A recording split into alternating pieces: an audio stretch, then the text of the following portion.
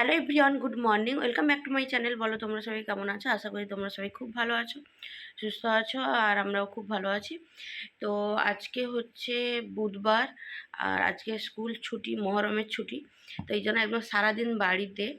তো সকালবেলা সকাল সকাল আজকে আর ঘুম থেকেও উঠিনি, 8টার সময় ঘুম থেকে উঠেছি। উঠে এই ফ্রেশ হয়ে বসছি। আর সকালবেলা ওই কুলেখাড়ার যে রস, যেটা মানে ওটাকে সেদ্ধ করে যে এরকম খাওয়ার কথা, ওই রকম করে খেয়ে নিয়েছি। খেয়ে এখন আবার ভাবলাম যে কী খাবো। আর কাল থেকে এই যে প্রোহেন্স মম এই প্রোটিন পাউডারটা নিয়ে এসেছি। কারণ আমি মাঝখানে প্রচণ্ড শরীর খারাপ ছিল। তারপরে ডক্টর বললো বলতে এখানে যাকে দেখিয়েছিলাম, তারপর ভাবলাম যে না, একটা সেকেন্ড ওপিনিয়ন নেওয়া দরকার। তো ওই জন্য, আর আমার অ্যানোমালি স্ক্যানেরও টাইম চলে এসেছিলো, তো ওই জন্য মাঝখানে আমি কলকাতা গিয়ে ডক্টর দেখিয়ে ওখানেই সমস্ত রিপোর্টস করিয়ে বাড়ি এসেছি। তো কলকাতা চলে গেছিলাম। তো ওখানেই ডক্টর বলেছে যে রিপোর্ট সমস্ত কিছু ঠিক আছে, কিন্তু যেটা মেন প্রবলেম সেটা হচ্ছে যে মানে বাচ্চাটার যে পরিমাণ ওয়েট এখন দরকার, ওর ওয়েট হয়নি, মানে ওজনটা অনেকটাই কম।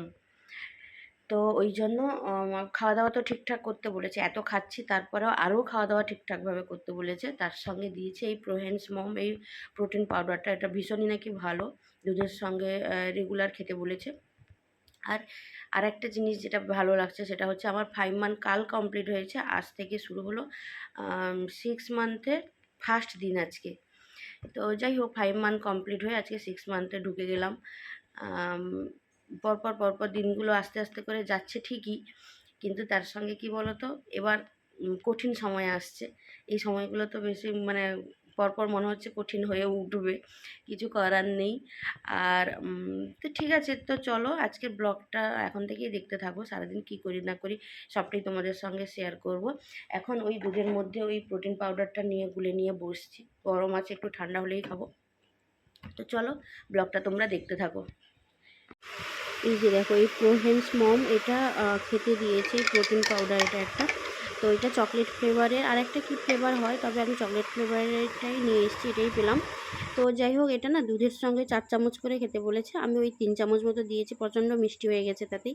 তো তারপরে খেয়ে নেওয়ার পরে এখন ব্রেকফাস্টে অনেক দিন পরে মনে হলো যে একটু ডিম পাউরুটি খাবো। এই জন্য ভাইকে সকালবেলা বলেছিলাম যে ভাই আমাকে একটু একটা অন্তত রুটি এনে দে। তো আমি এই কোয়াটার রুটিগুলো দিয়ে তো ডিম পাউরুটি বানাবো। তো দেখো, রুটিটাকে আমি এরকম ছোট ছোট করে কেটে নিয়েছি। এরকম করে হলে না বেশ ভালোভাবে হয়ে যায়, মানে না হলে কি বলো তো, গোটা ওই দুভাগ করে রুটিটাকে করলে একটু কাঁচা কাঁচা থেকে যায়, একটু সময় নিয়ে ওটা একটু কষ্ট হয় বানাতে, একটু টাইম লাগে, কষ্ট হয় বলতে টাইম লাগে। ওই জন্য আমি এরকম ছোট ছোট করে কেটে নিয়েছিলাম। কেটে এই প্যানের মধ্যে দেখো একটু সর্ষের তেল দিয়ে এইভাবে দিয়ে দিয়েছি। দিতে দেখো আমার কিন্তু মোটামুটি রেডি হয়ে এসছে। আর আজকে সকালবেলা ব্রেকফাস্ট এটাই। আর এই যে প্রোহেন্স মম যেই প্রোটিন পাউডারটা খেলাম, এটা না আমি আগে তো আর এইসব জিনিস খাইনি, জানিও না।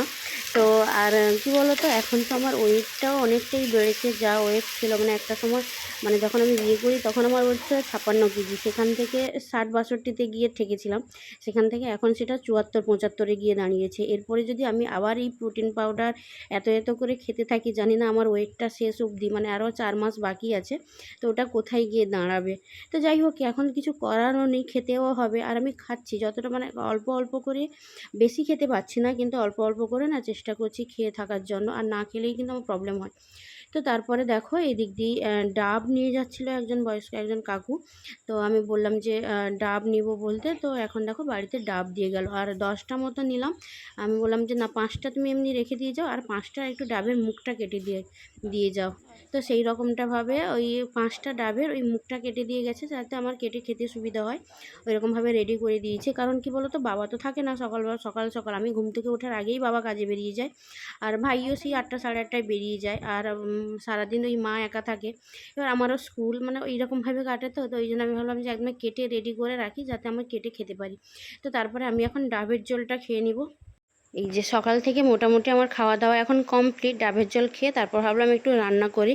কারণ অন্য দিনে কী হয় বলো তো, এখন তো একটু দেরি করে ঘুম থেকে উঠি, ঘুম থেকে ওঠার আগেই মা রান্নাবান্না সমস্ত কিছু শেষ হয়ে যায়। আর আজকে যেহেতু ছুটি আছে ওই জন্য ভাবলাম যে আজকে রান্নাটা আমিই করি। মা সমস্তটা গুছিয়ে দিয়েছে, মাছ কেটে নুন হলুদ মাখিয়ে সমস্ত কিছু গুছিয়ে রেডি করে দিয়েছে, আমি জাস্ট ওই একটু রান্নাবান্না করছি। প্রথমেই দেখো মাছগুলো ভেজে নিয়েছি, আজকে একটু ওই ভোলা মাছ নিয়ে এসেছিলো, তো এই ভোলা মাছের ঝাল করব। তো এখানে আমার মশলাটা রেডি হয়ে গেছে, এর মধ্যে এখন জল দিয়ে ফুটতে দিব। তো ফুটে গেলে তারপর আমি মাছগুলো, ভাজা মাছগুলো দিয়ে দিব। তো এই মাছের ঝালটা কিন্তু আমি ওই পেঁয়াজ একটু রসুন ওই রকম দিয়েই বানাচ্ছি, এখন সর্ষে বাটাটা খাচ্ছি না। সর্ষে দিয়ে ঝাল হলে বেশ ভালো হয় মাছের ঝাল, আমার তো একটু মশলাদার খাবার বেশ পছন্দের, কিন্তু কি বলতো এখন সর্ষে বাটা খাচ্ছি না। সর্ষে বাটা হলে কোথায় গ্যাসের প্রবলেম বা কোনো সমস্যা হবে, ওই জন্য সর্ষে বাটা খাচ্ছি না। আর আমার না সব থেকে বড় ভয় লাগে যদি পেটের ব্যথা হয়, আমি পেটের ব্যথা যদি একটু হয় ওটা একদমই সহ্য করতে পারি না, ওই জন্য চেষ্টা করি একটু সাবধানে থাকার, খাওয়া দাওয়াগুলো ঠিকঠাক করা, যাতে ওই সব সমস্যা কিছু না হয়। তো তারপরে দেখো এদিকে আমার কিন্তু মাছের ঝালটাও রেডি, আর একটা ওই শাকের তরকারি বানাবো, তারপর আর কি বানাই এখন দেখা যাক। এই দেখো আমার মাছের ঝাল কিন্তু রেডি। চেষ্টা করেছি অল্প তেল দিয়ে যতটা সম্ভব রান্না করা যায়, তার মধ্যে কি হয়েছে কি জানি। তারপরে এদিকে দেখো আমার মাছের ঝাল হয়ে যাওয়ার পরে এদিকে আমার কিন্তু শাকটাও রেডি করে নিয়েছি, একদম অল্প একটু শাকের তরকারি করেছি, যেহেতু এখন শাকটাও খেতে হচ্ছে। তো এখন রেগুলারই যেহেতু শাক খাচ্ছে, একটু চেঞ্জ করে করে মোটামুটি কোনো দিন কলমি শাক, কোনো দিন ওই লাল শাক, লোটে শাক, এইরকম করেই খাওয়া হয়। তো চলো এখন রান্নাবান্না কমপ্লিট। সকালবেলা খাওয়া দাওয়া করে একটুখানি ঘুমিয়ে গেছিলাম, আর এখন 2টো বাজে, এখন উঠেছি, দিয়ে স্নান টান সেরে একদম ফ্রেশ হয়ে নিয়েছি, দিয়ে এখন ওই লাঞ্চ করব।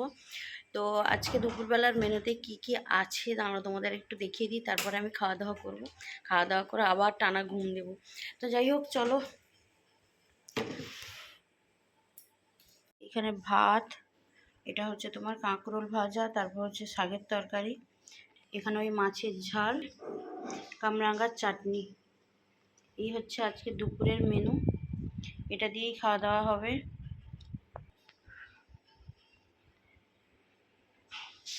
এই 12টা সাড়ে 12টা নাগাদ তো 1 ঘন্টা মতো ঘুমিয়ে গেছিলাম ওই রান্নাবান্না শেষ করে, ওই জন্য দুপুরে আর ঘুমোইনি। দুপুরে একটু মুভি দেখছিলাম, অনেক পুরনো একটা মুভি দেখছিলাম শাহরুখ খানের। তো তারপরে ওই 5:30 6টা নাগাদ, আর এখন না দেখছি 5টা সাড়ে 5টা পর্যন্ত রোদ থাকছে, এত রোদের তাপ। তো তারপরে একটু বিকেলবেলা ওই মানে বাড়ির বাইরে একটু হাঁটাচলা করছিলাম, কারণ হাঁটাচলাও করা দরকার একটু। আর তার মধ্যে মা আমাকে অনেকটা আপেল কেটে দিয়েছিল। অন্য ফল হলে ঠিক আছে, কিন্তু আপেলটা না আমার একদমই খেতে ভালো লাগে না, আর আপেল যেহেতু ছিল অনেকটাই কেটে দিয়েছে। তো এখন ভালো না লাগলেও না আমি খেয়ে নিই, জোর করে কষ্ট হোক খারাপ লাগুক খেয়ে নিই, কারণ না খেলে তো এখন হবে না, খেতে হবে, ওই জন্য খেয়ে নিয়েছি। খেয়ে একটু এদিক ওদিক একটু হাঁটাচলা করছিলাম আর চারদিকটা দেখছিলাম। এখানে না অনেক রকমের ফুলের গাছ, প্রচুর গাছ লাগানো আছে 4-5টা। তো এই সব গাছগুলো দেখছিলাম কি কি ফুল হয়েছে। এদিকে মা কিন্তু ঘরের বাইরের সমস্ত কিছু ঝাড় দিয়ে এখন পরিষ্কার করে নিচ্ছে। তারপর সন্ধ্যাবেলা হাঁটতে হাঁটতে একটু বাড়ির দিকে, মানে আমি যেখানে থাকি ওই দিকে একটু গেছিলাম। তো তারপরে হাবু কাকু এসেছিলো, হাবু কাকু বাড়ির টুকটাক কাজবাজ শেষ করে তারপরে হাবু কাকু বললাম যে হাবু কাকু চলো আমাকে একটু বাড়িতে ছেড়ে দিয়ে আসবে। আর আসার পথেই একটা দোকানে বসে আমি আর হাবু কাকু চা খেলাম, একটা ছোট্ট দোকানে, চা দোকানে বসে। আর কি বলো তো, এই সন্ধ্যাবেলা হলে হাবু কাকুর সঙ্গে বসে গল্প করা, চা খাওয়া হতো, এখন তো আর সেটা হচ্ছে না, ওই জন্য আমরা দোকানেই চা খেলাম। আর একটা মুগ ডাল 2টো প্যাকেট নিয়েছিলাম, দুজন 2টো, তারপরেই চা খেয়েছি। তো চলো আজকের ব্লগটা এখানেই এন্ড করলাম। ব্লগটা কেমন লাগলো অবশ্যই জানাবে, ব্লগটা যদি ভালো লাগে please do like comment and subscribe. সবাই খুব ভালো থাকো, সুস্থ থাকো, সবাইকে টাটা।